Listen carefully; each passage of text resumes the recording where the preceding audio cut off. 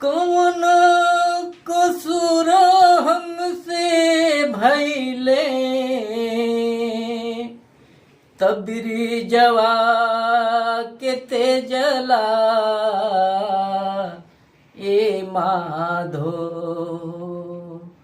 अरे कौन कसूर हमसे भइले तबरी जवा के तेजला ए माधो।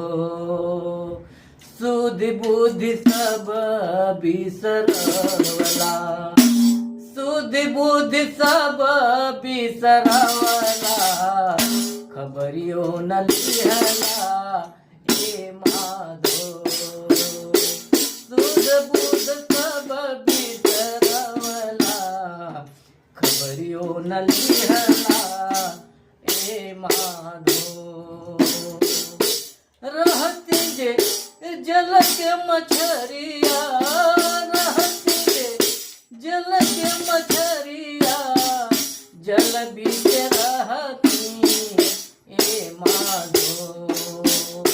रहती जे जल के मछरिया, जल बीच रहती ए माधो।